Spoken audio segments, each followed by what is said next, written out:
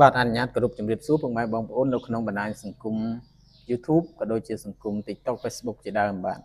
ចំណងជើងនៅក្នុងវីដេអូនេះខ្ញុំដាក់ថាទាហានរុស្ស៊ីជាជនជាតិអ៊ុយក្រែនមានន័យថាម៉េចបងប្អូនបាទហើយខ្ញុំមានការភ្ញាក់ផ្អើលដែរនៅពេលដែលខ្ញុំបានស្ដាប់ព័ត៌មាននេះនៅលើបណ្ដាញសង្គមហើយអឺពីដំបូងនេះយើងដឹងថារុស្ស៊ីបាទបានចូលឈ្លានពានប្រទេសអ៊ុយក្រែនបាទហើយបានសង្គ្រាមនេះបានអូសបន្លាយរយៈពេលប្រហែលជា4ឆ្នាំហើយបាទមិនទាន់ចប់ថាតើបញ្ចប់នៅពេលណាអីពេលណាទេរវាងរុស្ស៊ីនិងអ៊ុយក្រែននេះបាទយើងដឹងហើយថារុស្ស៊ីគឺជាប្រទេសមហាអំណាចមួយបាទមានប្រជាជនច្រើនទឹកដីធំបាទនៅលើ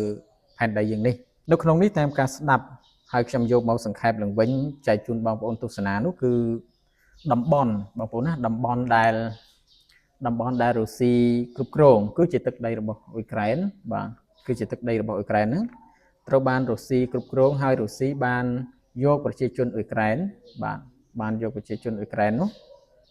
ឲ្យចូលសញ្ជាតិរុស្ស៊ីបាទដើម្បីរុស្ស៊ីរើសទាហានបាទបានន័យថាប្រជាជនអ៊ុយក្រែនដែលស្ថិតក្រោមរុស្ស៊ីវាយគ្រប់គ្រងបានហ្នឹងបាទគឺអាយុចាប់ពី18ឆ្នាំដល់60ឆ្នាំហ្នឹងគឺត្រូវទៅចូលបម្រើកងទ័ពអញ្ចឹងរុស្ស៊ីក៏ចាប់ផ្ដើមរើសទាហានដែលជាជនជាតិអ៊ុយក្រែនហ្នឹងឲ្យចូលទៅក្នុងជួរកងទ័ពហើយឲ្យពួកគាត់ហ្នឹងមកបាទប្រយុទ្ធជាមួយនឹងទាហានអ៊ុយក្រែនគ្នាឯងបាទអញ្ចឹងបងប្អូនដឹងស្រាប់ហើយថាគ្នាឯងបាញ់គ្នាឯងបាទក្នុងការប្រយុទ្ធគ្នាហ្នឹងបាទអ៊ុយក្រែនបានចាប់បានទាហានដែលរុស្ស៊ីបញ្ជូនមកហ្នឹង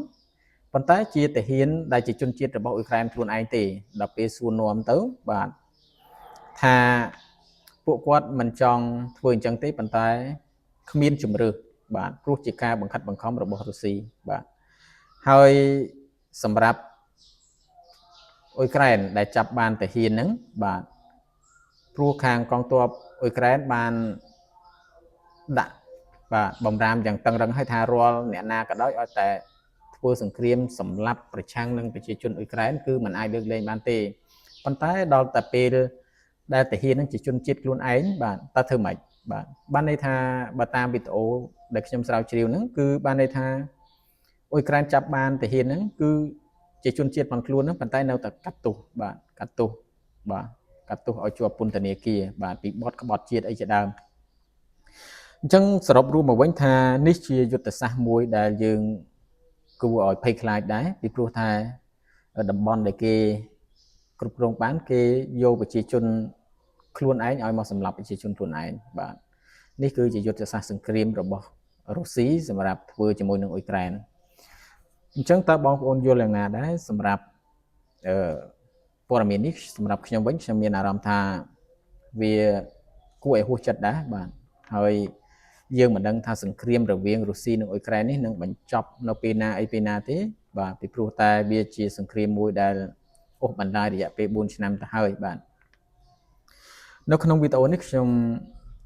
សូមបញ្ចេញមតិយោបល់តែប៉ុណ្្នឹងទេហើយសូមអរគុណសម្រាប់ការតាមដានទស្សនារបស់បងប្អូនសង្ឃឹមថាបងប្អូននឹងជួយគាំទ្រវីដេអូបន្ទាប់ទៀតរបស់ខ្ញុំហើយនឹងជួយចុច Subscribe នៅខាងក្រោមបាទសូមអរគុណបងប្អូនសូមជម្រាបលា